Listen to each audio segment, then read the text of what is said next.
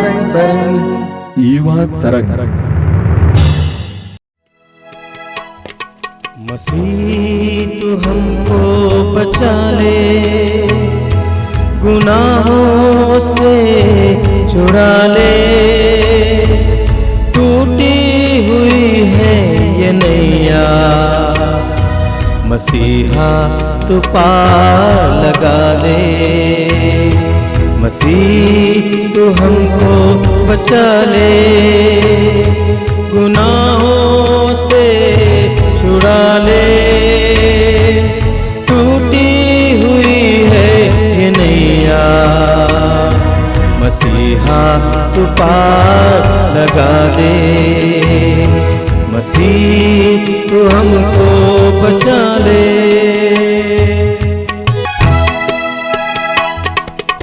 पतवार टूट चुकी है, दिखता नहीं है किनारा,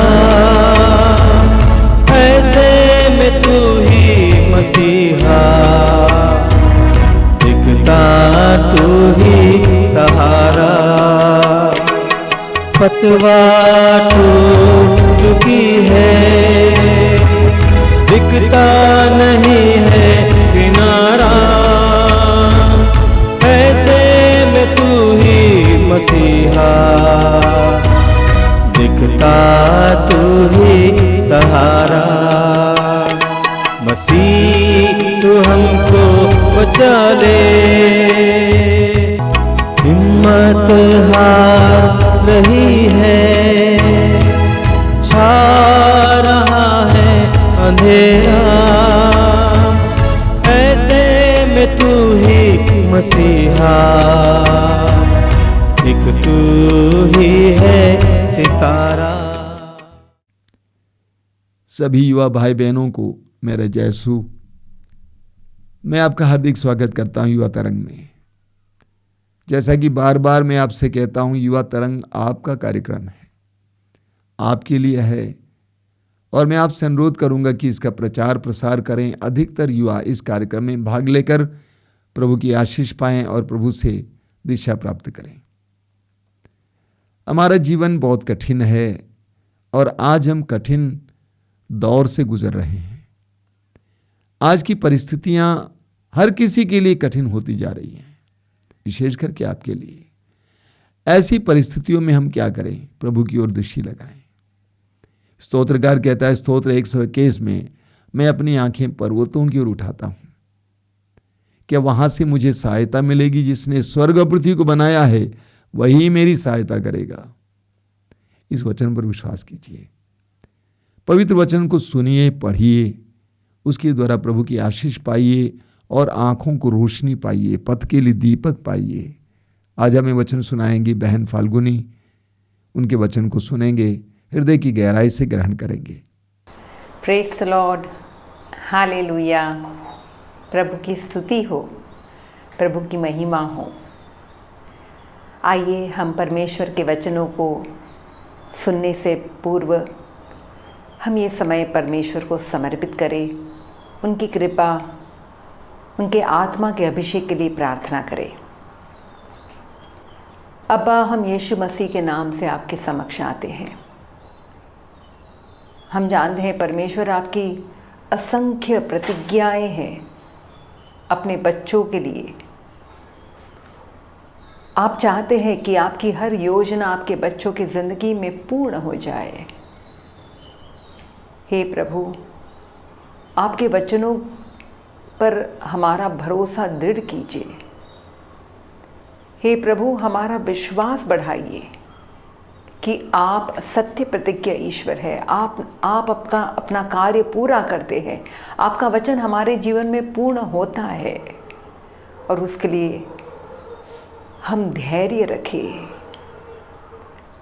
हम प्रतीक्षा करें प्रभु कि आपका वचन वाकई में हमारे जीवन में पूर्ण हो जाए। हे माँ मरियम, आप ही के शब्दों में हम पिता से प्रार्थना करते हैं कि प्रभु, हम आपके दास हैं, आपकी दासियां हैं। आपका वचन हम सबों के जीवन में, एक एक के जीवन में पूरा हो जाए। यीशु के पवित्र नाम से हम ये विनती प्रार्थना करते हैं, आमीन। Praise the lord, hallelujah. कुछ समय पहले मैंने एक लेख पढ़ा। मैं उस लेख से बहुत प्रभावित हुई और बहुत कुछ मैंने सीखा। कई बार एक ही बात हमारे ज़िंदगी में एक नया मोड़ लेकर आता है। वो लेख एक फादर के विषय में था जो एक स्कूल के प्रिंसिपल थे। अनेक बच्चे पढ़ते थे उनके उस विद्यालय में, और आज के समाज में और आज की पीढ़ी के बच्चे पहले की पीढ़ी के बच्चे के समान नहीं हैं। आज कई बहुत ही गुस्से हो जाते हैं, नियंत्रण में नहीं रह पाते हैं। तो वैसे ही उनके विद्यालय में एक बच्चा था जो बार बार बहुत शरारत करता था। अनेक बार शिकायत आई। एक बार तो बात हद से बाहर निकल गई। उसने कुछ ऐसा गलत काम कर लिया जिसके द्वारा पूरे स्कूल का नाम बदनाम होने को आ गया। प्रिंसिपल ने सभी टीचर लोगों को बुलाया, अन्य दूसरे लोगों को भी बुलाया। कई जो वहाँ स्कूल के जो भी लोग ट्रस्टीज़ हैं उनको भी बुलाया गया, और सब लोगों ने विचार विमर्श किया कि करना क्या है। सबकी एक ही राय थी, उस बच्चे को निकाल दीजिए, रस्टिकेट कर दीजिए, बस उसे दरखास्त कर दीजिए, अब बहुत हो गया। सबों की यही राय थी, पर ये फादर जो प्रिंसिपल थे वो मौन रहकर सबकी बातें तो सुन रहे थे, पर अपना मन प्रभु में लगाकर प्रार्थना कर रहे थे। और आखिरकार में सभी लोग उसी की ओर देख रहे थे कि फादर जी आपका क्या कहना है। अंत में आप ही का निर्णय तय होगा, वही फैसला बनेगा। और फादर ने कहा हम एक और बार मौका देते हैं। सब हैरान हो गए, आप क्या कह रहे हैं, और एक मौका इस लड़के को। सब फादर के विरुद्ध हो गए, पर वो प्रिंसिपल थे, उन्होंने निर्णय लिया और वो अपने निर्णय में डटे रहे। उस बच्चे को उन्होंने रस्टिकेट नहीं किया। आगे चलकर उस बच्चे को बुलाया, उसके साथ बातचीत की, थोड़ा और ध्यान दिया, और देखते ही देखते वो लड़का इतना सुधर गया। उसका रवैया बदल गया, उसकी पढ़ाई में जो नंबर लाता था वो बदल गया, सब बदल गया। और बदलाव कहाँ से शुरू हुआ? एक व्यक्ति ने धैर्य रखकर श्रद्धा के साथ उस बच्चे को और एक मौका दिया। एक और एक किस्सा सुनाती हूँ।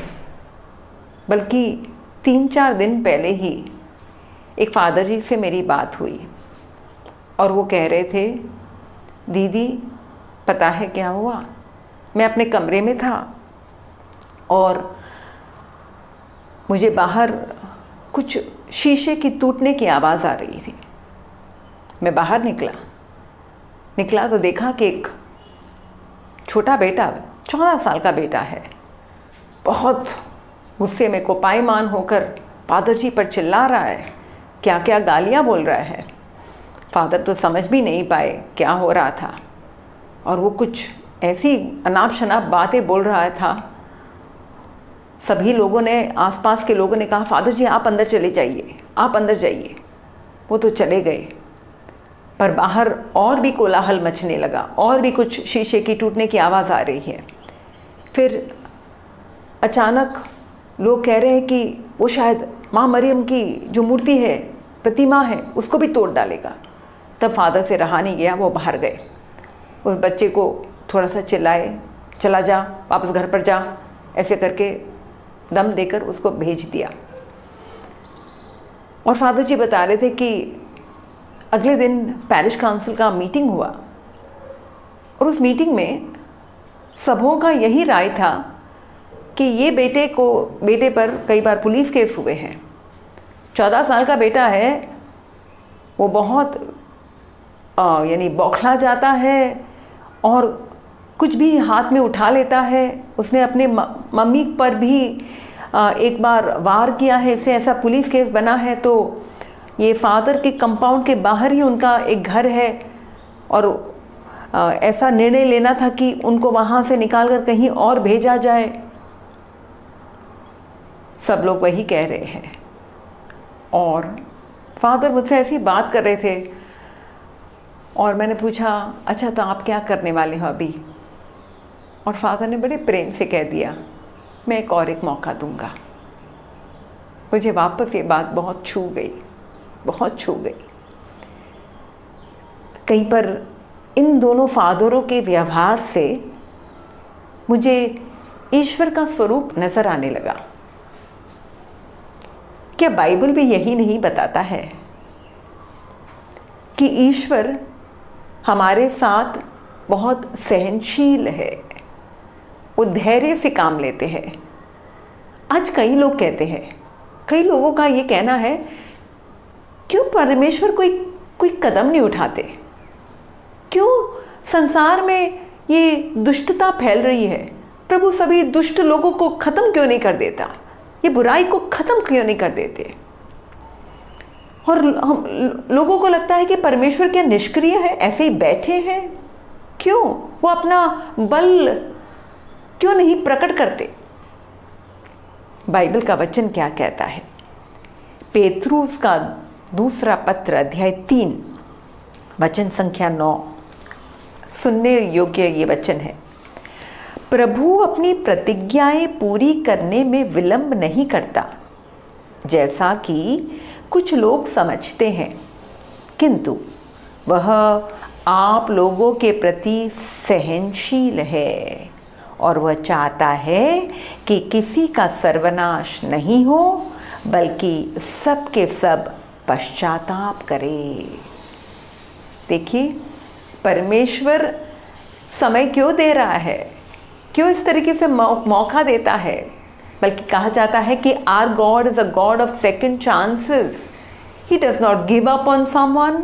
वो ऐसे ही छोड़ नहीं देते। कोई व्यक्ति कितना भी दूर जाए, बार बार भटक जाए, परमेश्वर जाता है, वो सहनशील है, वो धैर्य से काम लेता है। क्यों? समय क्यों देता है? क्योंकि ताकि हम पश्चाताप करें। वही वचन हम पढ़ते हैं निर्गमन ग्रंथ अध्याय 34, जहाँ पर परमेश्वर ने मूसा को प्रकट किया कि मेरा स्वभाव कैसा है। वचन संख्या 6 में, प्रभु एक करुणामय तथा कृपालु ईश्वर है। वह देर से क्रोध करता है और अनुकंपा तथा सत्य प्रतिज्ञता का धनी है। वो देर से क्रोध करता है। कितनी सुंदर बात! देर से क्रोध करता है। कितना विपरीत है आज के संदर्भ में हमारा स्वभाव, जहाँ पर छोटी छोटी बातों पर हम क्रुद्ध हो जाते हैं, हम आग बबूले हो जाते हैं। We become impatient, we are not ready to wait. तो आज परमेश्वर के स्वभाव को हम समझे। यूहन अपने पत्र में बतलाते हैं 1 जॉन चैप्टर 4 वर्सेस 8, यूहन का पहला पत्र अध्याय 4 वचन 8, ईश्वर प्रेम है। God is love. और वो प्रेम कैसा है? वो प्रेम का स्वरूप कैसा है? इसकी व्याख्या संत पौलुस बड़ी बखूबी से, जहाँ पर प्रेम की 15 विशेषताएं संत पौलुस बतलाते हैं कुरिन्थियों के नाम पहले पत्र में अध्याय 13 वचन संख्या 4 से 7। बल्कि प्रेम का एक बहुत सुंदर, जो बाइबल में सबसे पसंद किया हुआ जो पद है, वो यही है। अनेक शादियों में यही वचन का उल्लेख किया जाता है। और उसमें क्या लिखा है? प्रेम सहनशील है। सबसे पहला, love is patient, love is kind. सबसे पहला जो विशेषता है कि लव इज पेशेंट, अर्थात परमेश्वर सहनशील है। हालेलुया। गलातियों के नाम संत पौलुस का जो पत्र है, अध्याय 5, जहाँ पर पवित्र आत्मा के फलों के बारे में बतलाया गया है। और आत्मा का फल है प्रेम, आनंद, शांति, सहनशीलता। देखिए, वापस यही आत्मा का फल है, सहनशीलता। तो ये जो 9 फल है, ये परमेश्वर का चरित्र है, उनका स्वभाव है। इस तरीके से वो व्यवहार करते हैं। God reveals His face through love, through patience, through kindness, through generosity। और यही लक्षण हम यीशु में पाते हैं। यीशु जो परमेश्वर का अदृश्य स्वरूप है, जहाँ पर यीशु ने खुद कहा, जिसने मुझको देखा उसने पिता को देखा। यीशु जो इंसान बने पिता का चेहरा हमें दिखाने के लिए, और इंसान के रूप में हमें कैसे जीना है वो दिखाने के लिए, आज हम यीशु को देखें। यीशु अपने ज़िंदगी में क्या वो भी धैर्य से काम लेते थे या नहीं? यीशु तो जानते ही थे। वो जब चरनी में भी पैदा हुए तभी भी वो ईश्वर थे। 5 साल की उम्र में जब अपने माता पिता की गोदी में खेलते होंगे तभी भी वो ईश्वर थे। 12 साल की उम्र में जब वो मंदिर में खो गए तभी भी वो जानते थे कि मैं ईश्वर का बेटा हूँ। वो जानते थे कि मेरा कार्य क्या है, मेरा मिशन क्या है। तभी तो कहा, अपने माँ से कहा, माँ मरियम, धन्य मरियम से कहा, क्या तुम नहीं जानते थे कि मैं अपने पिता के घर होऊंगा? और उसके बाद क्या लिखा है? वो नासरत गए, माता पिता के अधीन रहे और प्रज्ञा में बढ़ते रहे, मनुष्य और ईश्वर के अनुग्रह में बढ़ते रहे। बस इतना लिखा है। और फिर हम बपतिस्मा पाते हैं। 12 साल से 33 साल, 18 साल का गुप्त जीवन। यीशु की जिंदगी में 30 साल, दैट वॉज प्रेपरेशन पीरियड। किस लिए? आगे की 3 साल की सेवकाई के लिए। और 3 साल की सेवकाई के बाद अंत में वो कुछ चंद घंटों में उन्होंने अपना कार्य पूरा किया। देखिए, ईश्वर का पुत्र है, पर देखिए किस प्रतीक्षा से उन्होंने अपने आप को तैयार किया। धीरज के साथ, धैर्य के साथ, सबूरी के साथ, विश्वास के साथ परमेश्वर की कृपा में बढ़ते रहे, अटल रहे, विचलित नहीं हुए, हिम्मत नहीं हारे। ये नहीं सोचे कितना और समय, कितना और समय। हम होते तो हम सोचते अब कितना और देर रुकना है। Praise the Lord. तो हम यीशु से ये सीखते हैं। क्या सीखते हैं? कि हमें धैर्य से काम लेना है। Praise the Lord. यूहन्ना का सुसमाचार अध्याय 15 वचन 16 बहुत ही प्रख्यात और परिचित वचन है। तुमने मुझे नहीं चुना बल्कि मैंने तुम्हें चुना है। तुमने मुझे नहीं चुना बल्कि मैंने तुम्हें चुना है ताकि तुम फल उत्पन्न करो, और ऐसा फल कि जो बना रहे। अर्थात परमेश्वर चाहता है हम सबों का जीवन फलित हो और बना रहने वाला फल।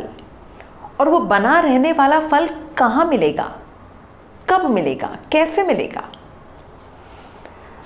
यीशु लूकास के सुसमाचार में बीज का दृष्टांत देते हैं। बोने वाला बीज बोता है और अलग अलग भूमि पर वो गिरता है। 4 विभिन्न भूमि जो प्रभु ने बतलाई, सड़क का किनारा, कांटों के बीज, पत्थर की भूमि, पथरीली भूमि पर, और उपजाऊ ज़मीन पर, अच्छी भूमि पर। तो वहाँ हम पढ़ते हैं कि 3/4 जो बीज गिरा उसमें फल आया ही नहीं। बीज गिरा पर फल नहीं आया। तो फल किस में आया? लूकास के सुसमाचार अध्याय 8 वचन 11 में हम पढ़ते हैं, दृष्टांत का अर्थ प्रभु इस प्रकार बतलाते हैं कि ईश्वर का वचन बीज है और रास्ते के किनारे गिरे हुए बीज वे लोग हैं जो सुनते हैं, परंतु कहीं ऐसा ना हो कि वे विश्वास करें और मुक्ति प्राप्त कर ली, इसलिए शैतान आकर उनके हृदय से वचन ले जाता है। आगे चलकर यीशु चट्टान और कांटों के बीच गिरे हुए बीज के बारे में भी बताते हैं, पर आगे चलकर यीशु बतलाते हैं वचन संख्या 15 में, अच्छी भूमि पर गिरे हुए बीज वे लोग हैं जो सच्चे और निष्कपट हृदय से वचन सुनकर सुरक्षित रखते हैं और अपने धैर्य के कारण फल लाते हैं। आप सुने कुछ क्या लिखा है कि वो सच्चे और निष्कपट हृदय से वचन सुनते हैं, उसे सुरक्षित रखते हैं और धैर्य के कारण फल लाते हैं। क्या हम आज धैर्य से अपने जीवन में हमने जो वचन पाए, क्या उसके लिए हम प्रतीक्षा कर रहे हैं कि आने वाले समय में उसका फल आए? प्रभु भी चाहता है कि हमारे जीवन में फल आए। ये समझना है कि जब तक हम धैर्य धीर नहीं बने रहेंगे, हम पेशेंस नहीं रखेंगे, हम सहनशील नहीं बनेंगे, तब तक ये फल नहीं आ सकता। कोई भी किसान बीज बोने पर तुरंत फसल की अपेक्षा नहीं करता। इसे तो याकूब अपने पत्र में बतलाते हैं। याकूब का पत्र अध्याय 5 उसमें लिखा है, भाइयों प्रभु के आने तक धैर्य रखे। किसान को देखे जो खेत की कीमती फसल की बाट जोता है, वो बाट जोता है, उसे प्रथम और अंतिम वर्षा के आने तक धैर्य रखना पड़ता है। आप लोग भी धैर्य रखे, हिम्मत ना हारे, क्योंकि प्रभु का आगमन निकट है। हाँ, आज यही तो हो रहा है जवानों की जिंदगी में, बल्कि हर एक व्यक्ति के जीवन में। आज लोग हिम्मत खो रहे हैं। आज धैर्य ना रखने का अंजाम क्या है मैं बताऊं? डिस्करेजमेंट, हताश हो जा रहे हैं। फिर आज मन में कई सारी आशंकाएं ला रहे हैं, चिंता कर रहे हैं। वो लोग उदास हो रहे हैं, जीने की आशा छोड़ दे रहे हैं, गलत गलत फैसले ले रहे हैं। कई शादियां भी टूट रही है क्योंकि एक दूसरे के साथ आप धैर्य से काम नहीं ले रहे। तो आज ये जो धीरज है, धैर्य है, वो हमें हमारे जीवन के हर पहलू में हमें उसकी ज़रूरत है। आप कदम कदम पर हमें उसकी ज़रूरत है। एक माँ गर्भवती होने पर धैर्य से काम लेती है, उसे पता है 9 महीना देना ही पड़ेगा। जल्दी से आया हुआ बालक बल्कि अच्छा नहीं है। 5 महीने में अगर प्रसूति की पीड़ा हुई तो ये अच्छा नहीं है। 9 महीना उसे रुकना ही पड़ता है। आज कई लोग इंटरव्यू के लिए रुके हैं, हम गाड़ी के लिए रुकते हैं, बस पाने के लिए, अपॉइंटमेंट लेटर पाने के लिए रुकते हैं, कोई वीज़ा पाने के लिए रुकता है। आज हम ट्रैफिक जाम पे रुके हैं, पर सब में आज कहीं ना कहीं देखें तो छोटी छोटी बातों में आगे ट्रैफिक नहीं बढ़ रहा, कोई बराबर से गाड़ी नहीं चला, बस उत्तेजित हो रहे हैं, मुंह में अनाप शनाप बातें हो रही है। कारण क्या है? We are losing our patience. The man of today's world is very impatient. क्यों? उसे सब कुछ जल्दी चाहिए। नाउ, अभी अभी अभी मांगा, अभी चाहिए। इसे सब कुछ, आप शब्द भी देखिए ना, Amazon now, online, prime time membership, सब कुछ जल्दी। 4G का 5G हो रहा है, सब कुछ इंस्टेंट। किसी में भी हमें रुक कर उसके लिए इंतज़ार करने के लिए हम ये बात ही भूल गए हैं। Why to wait? क्यों वेट करना? एक लड़का, मेरे जवान लड़का जो बार बार यहाँ पर आता है, वो कहने लगा 3 साल मैं अपने मंगेतर के लिए रुका हूँ, पता नहीं उसके भाई लोग क्या कर रहे हैं। अब ये 2 महीने में अगर उन्होंने मेरी शादी नहीं बनाई तो बस मैं छोड़ दूंगा। ऐसे कई लोग ये ऐसे उत्तेजित होकर, इम्पेशेंट होकर कई गलत फैसले ले रहे हैं। मुझे सुनने वाले मेरे हर भाई बहन, if you want God's best, be patient, क्योंकि परमेश्वर का सबसे उत्तम कार्य हमारे जीवन में धैर्य के साथ ही प्राप्त होगा। हम अनेक सारे आज वरदानों को खो रहे हैं। मैं आपको बताती हूँ, परमेश्वर ने आपके लिए कुछ तय करके रखा है। एक वरदान है, एक जगह पर जाना है, या आपको ये पोजीशन मिलना है, या आपको आपके जीवन में ये आशीष आना है, लिख के रखा है, नाम आपका ही लिखा है। पर उसे पाने के लिए आपको एक कीमत चुकानी है। पता है वो कीमत का नाम क्या है? पेशेंस। समय दीजिए, समय देकर, समय देते हुए विश्वास के साथ अटल रहे तो आपको आने वाले समय में वो जरूर प्राप्त होगा। और समय से पहले अगर आप आगे दौड़ने की कोशिश करेंगे तो आप सारा मेस कर दोगे, सारा यानी बेकार का अननेसेसरी, आप बेकार में आप ज़्यादा परेशानी अपने सिर मोल ले लोगे। ईश्वर हमारे आगे चलता है, हमें ईश्वर के आगे नहीं चलना है। उसको पता है, जब मरुभूमि में लोगों को लेकर जा रहे थे, प्रभु अग्नि के स्तंभ के रूप में और बादल के खंभे के रूप में आगे चलते थे। वो जहाँ रुक जाते थे लोग रुकते थे, बादल उठ जाता, आगे जाते तो आगे जाते। हमें भी परमेश्वर प्रभु कहता है, तू आ धीरे धीरे, मैं जानता हूँ कौन सा सही समय है। पर क्या हम प्रतीक्षा करने को तैयार है? अगर मैं आपसे ये सवाल पूछूं, चमत्कार चाहिए, do you want a miracle in your life? और अगर आपको उसका फॉर्मूला बताऊं तो आप ज़रूर जानना चाहेंगे। पर मैं बताती हूँ, कुछ पाने के लिए कुछ कॉम्बिनेशंस की ज़रूरत होती है। जैसे कि पानी चाहिए, पानी का कॉम्बिनेशन क्या है? H2O। हाइड्रोजन अकेला अपने आप में हो, ऑक्सीजन अकेला अपने आप में हो, नहीं काम बनेगा। हाइड्रोजन के 2 मॉलिक्यूल साथ में, जब ऑक्सीजन के 1 मॉलिक्यूल साथ में जुड़ता है तो ही वो पानी बनता है। हम तो ये जानते हैं, आपने सीखा भी होगा। यानी ये कॉम्बिनेशन चाहिए, ये कॉम्बिनेशन होने पर ही वो पानी बनेगा। यानी अगर आपको विश्वास चाहिए तो वहाँ पर भी कॉम्बिनेशन चाहिए। क्या कॉम्बिनेशन? विश्वास के साथ धैर्य का जुड़ना ज़रूरी है। Faith with patience will bring about miracles। Bible में लिखा है, हिब्रानियों का ग्रंथ अध्याय 6 वचन 12, आप लोग ढिलाई ना करें, वरन उन लोगों का अनुसरण करें जो अपने विश्वास और धैर्य के कारण प्रतिज्ञाओं के भागीदार होते हैं। क्या लिखा है? विश्वास और धैर्य के कारण प्रतिज्ञाओं के भागीदार होते हैं। वही हिब्रानियों के ग्रंथ में अध्याय 10 वचन संख्या 35 से लिखकर हम पढ़ते हैं, इसलिए आप लोग अपना भरोसा नहीं छोड़े, इसका पुरस्कार महान है। क्या होता है? हम विश्वास तो कर लेते हैं, प्रार्थना कर रहे हैं, विश्वास कर लेते हैं, हाँ प्रभु हमारे जीवन में तो ये कार्य करेगा, विश्वास कर लेते हैं। पर जब वो समय बहुत लंबा हो जाता है तो हम कहीं पर छोड़ देते हैं।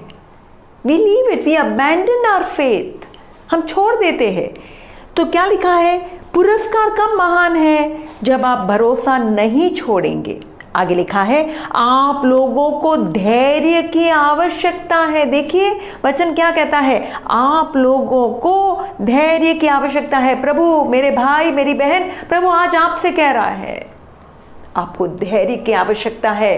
B patient, wait on the Lord, जिससे ईश्वर की इच्छा पूरी करने के बाद आपको वह मिल जाए जिसकी प्रतिज्ञा ईश्वर कर चुका है। प्रभु ने प्रतिज्ञा कर दी है, पर वो कब मिलेगा? धैर्य की आवश्यकता है, क्योंकि धर्मग्रंथ ये कहता है जो आने वाला है वो थोड़े ही समय बाद आएगा, वो देर नहीं करेगा। हमको लगता है प्रभु देर कर रहा है। No, God is not delaying. प्रभु जानता है क्यों हमारे जीवन में वो समय, ईश्वर चाहे तो एक पल में कर दे, उसके लिए क्या असंभव है, पर वो क्यों नहीं कर रहा है, क्यों एक समय लगाता है, वो जानता है। उसकी प्रज्ञा के अनुसार उसको पता है हमारे अंदर आध्यात्मिक जो शक्ति है, सामर्थ्य है, धैर्य का जो बल है, वो बढ़ने की आवश्यकता है। और इसलिए प्रभु चाहता है कि हम राह देखें। पता है हमारे धैर्य की परीक्षा कब होती है? बल्कि इब्राहिम को देखिए, विश्वास का पिता है, पर उसके विश्वास की परीक्षा क्या कब हो रही है? जब उसे राह देखना पड़ रहा है, प्रतीक्षा करनी पड़ रही है। यानी उसकी परीक्षा विश्वास की भी हो रही है और धैर्य की भी हो रही है। बिकॉज विश्वास को धैर्य का साथ चाहिए, और धैर्य के समय जब हम प्रतीक्षा करें तब हमें विश्वास ही वो बल है जिसके द्वारा हम बने रहेंगे, यानी ये साथ में ही चलेगा। तो आज हमारे जीवन में ये धैर्य की कितनी ज़रूरत है, अहमियत है। जहाँ पर हम पढ़ते हैं रोमियो के पत्र में संत पौलुस के द्वारा ये कहा, रोमियो 12:12 में, आशा आपको आनंदित बनाए रखे। यानी हम आशा रखते हैं, विश्वास करते हैं और इसलिए हम आनंदित रहते हैं। पर आगे क्या लिखा है? आप संकट में धैर्य रखें। यानी धैर्य कब रखना है? जब हम संकट में है, पीड़ा में है। पता है मरीज को, एक बीमार व्यक्ति को क्या कहा जाता है? Patient. Patient, why is he called patient? क्योंकि उस समय उसको पेशेंट रहना पड़ता है, और उसके साथ जो उनकी देखभाल करते हैं उनको भी पेशेंट रहना पड़ता है। तो आज हमारे ज़िंदगी में कई बार परमेश्वर इस पेशेंस के वर्च्यू को, इस गुण को, इस फल को बढ़ाने के लिए हमारे जीवन में कई ऐसी परिस्थितियां देंगे जहाँ पर हमारा पति ऐसा होगा जो हमें या तो हमारे घर वाले ऐसे होंगे, हमारा भाई या हमारी बहन या हमारे काम करने वाले जो सहपाठी है, या हमारा बच्चा, या तो कोई भी ऐसा व्यक्ति जो आपके अड़ोस पड़ोस में है, जिसके द्वारा आप बहुत ही बेताब हो जाते हो, विचलित हो जाते हो, आप अपना धैर्य खो बैठते हो, आपको गुस्सा आता है, चिड़चिड़ापन आता है। उसी समय जब आप प्रभु की कृपा में आप शांत रहेंगे तो क्या होगा? आपका धैर्य बढ़ेगा। So what is patience? What is patience? विकट परिस्थिति में, विपरीत परिस्थिति में, अंडर स्ट्रेस, जब बहुत प्रेशर है, उस समय बगैर कुड़कुड़ाए, बगैर भुनभुनाए, बगैर गुस्सा किए, बगैर दुखी हुए, हताश हुए, सबूरी से, स्थिरता से काम करना और उस परिस्थिति का सामना करके उस पर विजयी होना। So patience helps you overcome the situation. परिस्थिति नहीं बदलेगी, पर परिस्थिति का आप हिम्मत से हंसकर प्रभु की कृपा में उसका सामना कर पाएंगे। ये बहुत बड़ा गुण है, और उसमें परमेश्वर की कृपा भी झलकती है और परमेश्वर का कार्य भी हमारे जीवन में पूरा होता है। केवल मंजिल हमें नहीं पानी है, जो राह हम मंजिल पाने के लिए ले रहे हैं, वो राह में भी प्रभु के साथ में चलना है, क्योंकि यीशु मार्ग है। Praise the Lord. मेरे जवानों, आप जानते हैं धैर्य ना रखने का नतीजा क्या है? उसका परिणाम क्या है? आपके जीवन में एक इश्माएल पैदा हो जाएगा, एक ऐसा इश्माएल जो आपके जीवन में दुख, कष्ट और परेशानियों का कारण बन जाएगा। बिना वजह आप सताए जाओगे, आपको बहुत सारी यातनाएं झेलनी पड़ेगी। इब्राहिम जो विश्वास के पिता थे, उनकी ज़िंदगी से हम ये सीखते हैं। जब परमेश्वर ने कहा तुम्हारे ही शरीर से और सारा से ही तुम्हें एक पुत्र पैदा होगा, तब उन्होंने सोचा हम एक कदम खुद उठाए, यानी उन्होंने प्रतीक्षा नहीं की उस समय। तो उनकी ज़िंदगी से हम ये सीखते हैं। याकूब अपने पत्र में बतलाते हैं कि परमेश्वर धैर्य की पूर्णता चाहता है। याकूब पत्र में लिखा है, अध्याय 1 वचन 2 में, भाइयों, जब आप लोगों को अनेक प्रकार की विपत्तियों का सामना करना पड़े तो अपने को धन्य समझिए। आप जानते हैं कि आप विश्वास का इस प्रकार का परीक्षण धैर्य उत्पन्न करता है।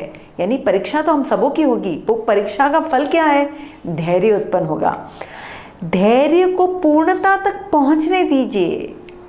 यानी परमेश्वर चाहता है कि हमारा धैर्य इट शुड बिकम फुलनेस में आना चाहिए, पूर्णता तक पहुंचने दीजिए, जिससे आप लोग स्वयं पूर्ण तथा अनिंद्य बन जाए और आप में किसी बात की कमी नहीं रहे। यानी हमारे जीवन में कमी का कारण क्या है?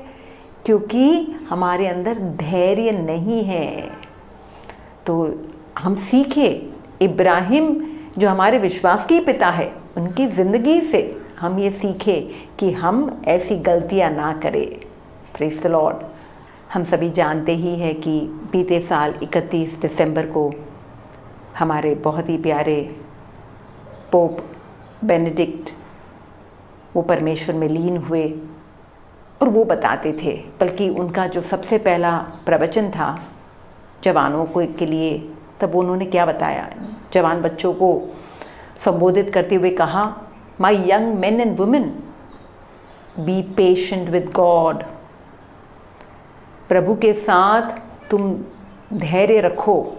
Be patient with God and be patient with yourself and be patient with others. प्रभु की प्रतिज्ञाओं को पूरा करने के लिए तुम राह देखो, प्रतीक्षा करो, क्योंकि प्रभु के लिए जो राह देखता है वो अनेक आशीषों का हकदार बन जाता है। अपने लिए भी सबूरी रखो। रोम एक दिन में नहीं बना।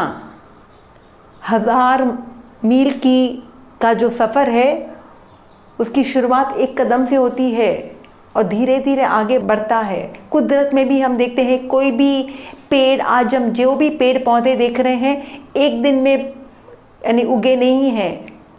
सब कुछ के लिए एक समय है। तो हम क्यों नहीं राह देख सकते हैं? तो अपने लिए भी हम प्रतीक्षा करें। हमारे जीवन में परमेश्वर कार्य कर रहा है, हमें लगन से करना है, विश्वास करना है, और जतन के साथ जब हम आगे बढ़ेंगे तो आने वाले समय में वो फल हम ज़रूर देखेंगे, वो बदलाव आएगा। पर कम से कम ये तो जान लीजिए कि आपके अंदर आध्यात्मिक जो मसल है वो बढ़ रहे हैं। एक व्यक्ति, जवान व्यक्ति को कहा गया था, परमेश्वर ने कहा, इस चट्टान को पुश करो, इस चट्टान को तुम्हें पुश करना है। वो जोर लगाकर अपनी पूरी ताकत से पुश कर रहा है, बहुत कर रहा है। बहुत समय बीत रहा है, कई दिन निकल गए, महीने पे निकल गए, पर वो चट्टान तस से मस नहीं हुई, वहीं की वहीं बनी रही। वो बना रहा, कुछ समय के बाद मन में सोच रहा है, इसका कोई फ़ायदा ही नहीं, ये परमेश्वर ने मुझे ऐसा काम करने को क्यों कह दिया, इसे पुश करने के लिए। तब एक बार जाकर वो प्रभु से कहता है, प्रभु आप मेरा समय बर्बाद कर रहे हो। तब प्रभु ने कहा, क्या मैंने तुझे चट्टान हटाने को कहा था? मैंने तो केवल कहा तुम उसे धक्का दो, पुश करो। तो आपने क्या पाया? क्या इसका नतीजा क्या निकला? प्रभु ने कहा, नहीं देख रहे हो नतीजा क्या निकला? कहाँ? चट्टान तो वहीं के वही है। मुझे चट्टान से नहीं, मुझे तेरे ज़िंदगी में काम करना था। आज तेरे बाहुबल को देख, तेरे कंधों को देख, कितने शक्तिशाली हो गए हैं। रोज़ उसे जोर लगा कर आज तू तैयार हो गया आने वाले जंग के लिए। मैं तुझे तैयार कर रहा था। तो ये जो वर्ड है ना, पुश, ऐसा कहा जाता है, प्रे अंटिल समथिंग हैपन्स, यानी प्रार्थना करते रहो, विश्वास करते रहो, बने रहो। तो आज हम प्रभु के लिए भी धैर्य रखें, अपने लिए भी धैर्य रखें, और बहुत महत्वपूर्ण, दूसरों के लिए भी धैर्य रखें। आज कई पति पत्नी, कई माता पिता अपने बच्चों के लिए आज कई भाई बहन अपने दूसरे अन्य भाई बहनों के लिए, कई दोस्ती आज इसमें टूटापन आ रहा है। शैतान हमारे इस इम्पेशंस के द्वारा हमारे मन में ऐसी विचार लाता है कि अब कोई मतलब ही नहीं, छोड़ दो इस संबंध को, जाने दो, और कई सुंदर रिश्ते टूट जा रहे हैं। आज कई पति पत्नी, क्योंकि मैं काउंसलिंग करती हूँ, मैं जानती हूँ, छोटी छोटी बातों का बस बतंगड़ बन जाता है। कारण ये है वो अपना धैर्य खो बैठते हैं। They can not control themselves. इसलिए ये जो फल है, बल्कि पवित्र आत्मा के सभी फल की ज़रूरत है, एक ही फल से काम नहीं होता। इसलिए 9 फल दिए गए हैं कि क्योंकि प्रेम इन विभिन्न तरीकों से कार्य करता है। दया भी चाहिए, संयम भी चाहिए, धैर्य भी चाहिए, विश्वास भी चाहिए। ये सब कहीं ना कहीं छोटी छोटी मात्रा में सब साथ में हो तो ही आगे चलकर वो वाकई में परमेश्वर का प्रेम का फल के रूप में प्रकट होता है। इससे मुझे सुनने वाले मेरे हर भाई बहन, मैं आज परमेश्वर से यही दुआ करती हूँ कि आपके अंदर ये पेशेंस, सहनशीलता का जो फल है प्रभु बढ़ाए।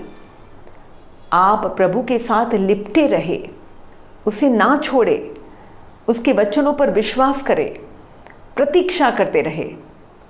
समय आ रहा है, बल्कि आ ही चुका है। प्रभु जानता है, वो कभी देर नहीं करेगा। वो जानता है कब कौन सा समय है। आप भरोसा रखिए, पूरा भरोसा रखिए, और अपनी सब बातों में आप उसके अनुसार चले, वो आपका मार्ग प्रशस्त करेगा। मैं यही प्रार्थना दुआ करते हुए अंत करती हूँ। जय यीशु। आइए हम प्रार्थना करें। अपनी आंखें बंद कीजिए। ये दयालु पिता, सामर्थ्यवान पिता, करुणामय पिता, मैं अपने इन छोटे भाई बहनों को तेरे पवित्र हाथों में समर्पित करता हूं।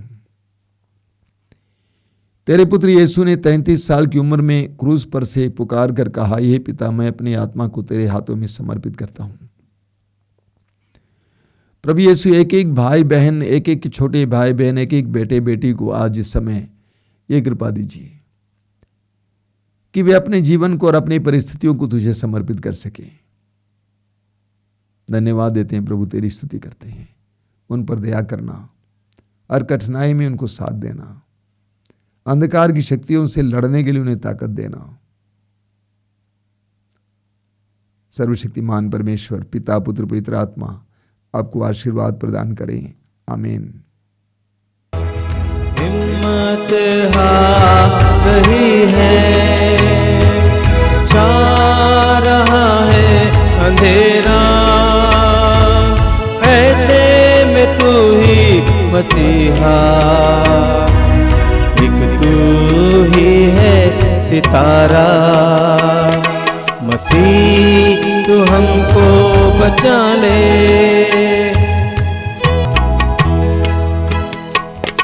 वो सुबह जा रही है, ये रात आ रही है, ऐसे में तू ही मसीहा, राह तू हमको दिखा दे। वो सुबह जा रही है, ये रात आ रही है, ऐसे में तू ही मसीहा, राह तू हमको दिखा दे। मसीह तू हमको बचा ले, गुनाहों से छुड़ा ले, ऐसे में तू ही मसीहा, दिखता तू ही सहारा। मसीह तू हमको बचा ले, गुनाहों से छुड़ा ले, टूटी हुई है ये नैया, कोई हाथ पार लगा दे।